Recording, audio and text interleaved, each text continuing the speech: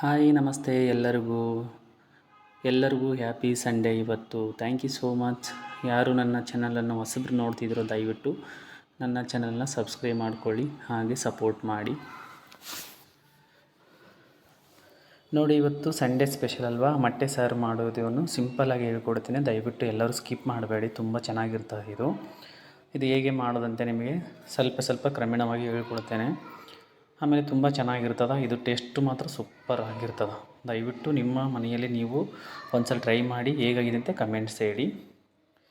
ನೋಡಿ, ಇದಕ್ಕೆ 2 ಟೊಮಾಟೊ, ಸ್ವಲ್ಪ ಕೊತ್ತಂಬರಿ, ಸ್ವಲ್ಪ ಅಲ್ಲ, ಅರ್ಧ ಹೋಳು ಹಸಿ ಕೊಬ್ಬರಿ ತೊಗೊಂಡಿದ್ದೀನಿ, ಬೆಳ್ಳುಳ್ಳಿ, ಲವಂಗ, ಮೆಣಸು, ಜೀರಿಗೆ ಮತ್ತು ಒಂದು 5 ಎಗ್ಗು, 2 ಟೊಮೊಟೊ ತೊಗೊಂಡಿದ್ದೀನಿ. ನೋಡಿ, ಇದೆಲ್ಲ ಕ್ಲೀನಾಗಿ ನೀಟಾಗಿ ವಾಶ್ ಮಾಡಿ ಒಂದು ಪ್ಲೇಟ್ ಒಳಗೆ ಹಾಕ್ಕೊಂಡಿದ್ದೀನಿ ನಾನು.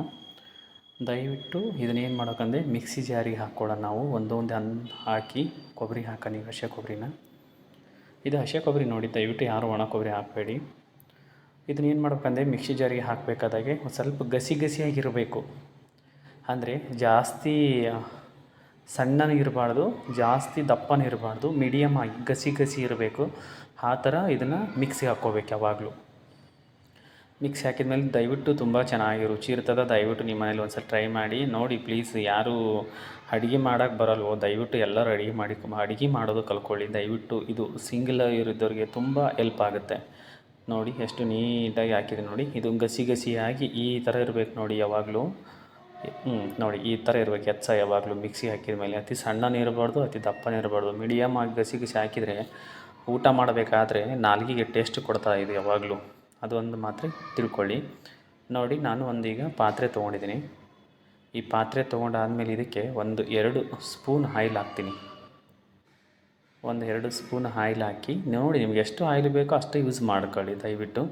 ಆದಷ್ಟು ಭಾಳ ಹಾಕಬೇಡಿ ಆಯಿಲು, ಭಾಳ ಹೆಲ್ತಿಗೆ ಪ್ರಾಬ್ಲಮ್ ಆಗುತ್ತೆ. ಸಾಸಿವೆ ಜೀರಿಗೆ ಹಾಕ್ತಾಯಿದ್ದೀನಿ. ನೋಡಿ, ನೀವು ಸ್ಕಿಪ್ ಮಾಡಿದ್ರೆ ಮಾಡ್ಬೋದು ಮೊಟ್ಟೆ ಸಾರಿಗೆ, ನಾವು ಮಾತ್ರ ಹಾಕ್ಕೊಳ್ತೀನಿ. ಸಾಸಿವೆ ಜೀರಿಗೆ ಹಾಕಿದರೆ ಒಳ್ಳೆ ರುಚಿಗೆ ಬರ್ತದಂತ ನಾನು ಯಾವಾಗಲೂ ಸಾಸಿವೆ ಜೀರಿಗೆ ಸ್ಕಿಪ್ ಮಾಡಲ್ಲ. ಇದಕ್ಕೆ ಸ್ವಲ್ಪ ಕರಿಬೇವಿನ ಸೊಪ್ಪು ಹಾಕ್ಕೊಳ್ಳೋಣ. ಫ್ರೆಶ್ ಆಗಿರೋವಂಥ ಕರಿಬೇವಿನ ಸೊಪ್ಪು ಹಾಕ್ಕೊಂಡು ನಾವು ಆಗಲೇ ಮಿಕ್ಸ್ ಹಾಕಿದ್ವಲ್ವ, ಆ ಒಗ್ಗರಣೆ ಹಾಕ್ಕೊಂಡ್ಬಿಡೋಣ. ನೋಡಿ, ಇದು ಹಾಕಿದ ಮೇಲೆ ಹಸಿ ಸ್ಮೆಲ್ ಐತಲ್ವ, ಎಲ್ಲ ಕ್ಲಿಯರಾಗಿ ಬೆನೆದು ಆವಿಯಾಗಿ ಹೋಗಬೇಕು.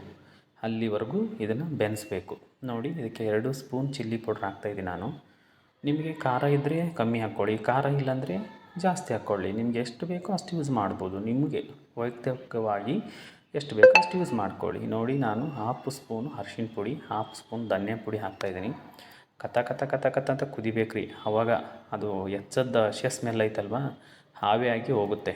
ಆವಾಗ ನಮಗೆ ಒಳ್ಳೆ ಫ್ಲೇವರ್ ಬರ್ತದೆ, ತಿನ್ನೋಕ್ಕೆ ಮಜಾ ಬರ್ತದೆ.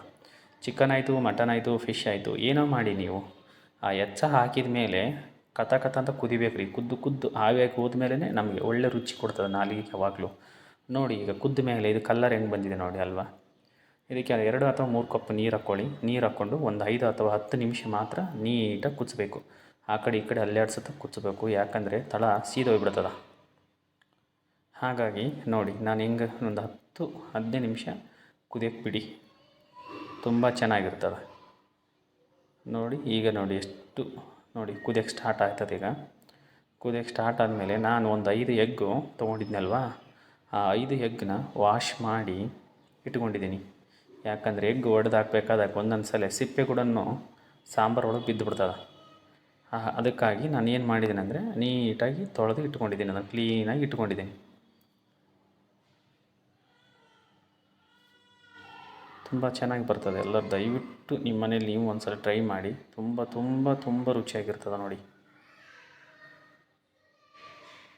ದಯವಿಟ್ಟು ಎಲ್ಲರೂ ಅಡುಗೆ ಮಾಡೋದನ್ನು ಕಲ್ತ್ಕೊಳ್ಳಿ. ಅಡುಗೆ ಮಾಡೋದು ಕಲ್ತ್ರೆ ನಮಗೆ ತುಂಬ ಹೆಲ್ಪ್ ಆಗುತ್ತೆ. ಆದಷ್ಟು ನೀವೆಲ್ಲರೂ ಅಡುಗೆ ಮಾಡೋದು ಕಲಿಬೇಕು. ಎಷ್ಟು ಅಂದರೆ ಅಷ್ಟು ರುಚಿಯಾಗಿರ್ತದೆ ಯಾವಾಗಲೂ. ನೋಡಿ, ಕುದಿಯೋಕ್ಕೆ ಸ್ಟಾರ್ಟ್ ಆದಮೇಲೆ ಒಂದು 5 ಎಗ್ ತೊಗೊಂಡಿದ್ನಲ್ವ ನಾನು, ಈ 5 ಎಗ್ಗು ಏನು ಮಾಡಬೇಕಂದ್ರೆ ಸಪ್ರೇಟಾಗಿ ಹಾಕಬೇಕು. ಆ ಕಡೆ 1 ಎಗ್ಗು, ಈ ಕಡೆ 1 ಎಗ್ಗು, ಈ ಕಡೆ 1 ಎಗ್ಗು, ಈ ಕಡೆ 1 ಎಗ್ಗು, ಸೆಂಟ್ರ್ 1 ಎಗ್ಗು, ಈ ಕಡೆ ಎಲ್ಲ ಕಡೆನೂ ಹಾಕಬೇಕು. ಮೇಲೆ ಹಾಕಬೇಡಿ, ಎಲ್ಲ ತಳ ಹತ್ಕೊಂಡ್ಬಿಡ್ತದೆ. ನೋಡಿ, ನಾನೀಗೆಲ್ಲ 4 ಸೈಡು ಎಗ್ ಹಾಕಿದ್ದೀನಿ. ಎಗ್ ಹಾಕಿದ ಮೇಲೆ ಸೆಂಟ್ರ್ ಒಂದು ಎಗ್ ಹಾಕ್ತಾಯಿದ್ದೀನಿ. ಇದನ್ನೇ ಸ್ವಲ್ಪ ತಳ ಹತ್ತಕ್ಕೆ ಸೇದಕ್ಕೆ ಬಿಡಬೇಡಿ. ಆಗ ಸ್ವಲ್ಪ ಕೈಯ ಸ್ಪೂನ್ ತೊಗೊಂಡು ಅಲ್ಲಾಡ್ಸುತ್ತಾ ಇರಬೇಕು. ಹಾಗಾಗಿ ಇದನ್ನೇನು ಮಾಡೋಣ ಅಂದರೆ ಒಂದು 10 ಅಥವಾ 15 ನಿಮಿಷ ಲಾಕ್ ಮಾಡಿ ಬಿಟ್ಬಿಡೋಣ. ನೋಡಿ ಎಷ್ಟು ಬಬ್ಬಲ್ಸ್ ಬಂದಿದ್ದಾವಲ್ಲ, ತುಂಬ ರುಚಿಯಾಗಿ ಬರ್ತದೆ ಇದು. ನೋಡಿ ಈಗ ಸಪ್ರೇಟಾಗಿ ಒಂದೊಂದು ಎಗ್ ನೋಡಿ ಎಷ್ಟು ಸಖತ್ತಾಗಿದ್ದಾವಲ್ವ, ತುಂಬ ಚೆನ್ನಾಗಿ ಬರ್ತದೆ. ದಯವಿಟ್ಟು ನೀವು ನಿಮ್ಮ ಮನೇಲಿ ಒಂದು ಸಲ ಟ್ರೈ ಮಾಡಿ ದಯವಿಟ್ಟು. ತುಂಬ ರುಚಿ ಆಗುತ್ತೆ, ತುಂಬ ಚೆನ್ನಾಗಾಗುತ್ತೆ. ಇದನ್ನು ರೊಟ್ಟಿ, ಚಪಾತಿ, ಮುದ್ದೆ, ವೈಟ್ ರೈಸು, ಪುಸ್ಕ ಎಲ್ಲದರೊಳಗಡೆ ಯೂಸ್ ಮಾಡ್ಕೊಂಡು ತಿನ್ಬೋದು ನೀವು. ಯಾರೂ ಸ್ಕಿಪ್ ಮಾಡಬೇಡಿ, ಪೂರ್ಣವಾಗಿ ನೋಡಿ ಹೇಗಾಗಿದೆ ಅಂತ ನನಗೆ ಕಮೆಂಟ್ಸ್ ಮಾಡಿ ತಿಳಿಸಿ ದಯವಿಟ್ಟು. ತುಂಬ ರುಚಿ ಆಗುತ್ತೆ ಇದು. ನೋಡಿ ಎಷ್ಟು ಚೆಂದ ಅಲ್ವಾ, ಸ್ಮೆಲ್ ಮಾತ್ರ ಬ್ಯೂಟಿಫುಲ್ಲು. ಒಂದು ಸ್ವಲ್ಪ ತಿಂದರೆ ಎಲ್ಲ ಖಾಲಿ ಮಾಡಬೇಕು ಆ ಥರ ಲೆವೆಲಿಗೆ ಆಗುತ್ತೆ ಇದು. ತುಂಬ ರುಚಿ ಆಗುತ್ತೆ. ದಯವಿಟ್ಟು ನಿಮ್ಮಲ್ಲಿ ಒಂದು ಸಲ ಟ್ರೈ ಮಾಡಿ. Thank you so much.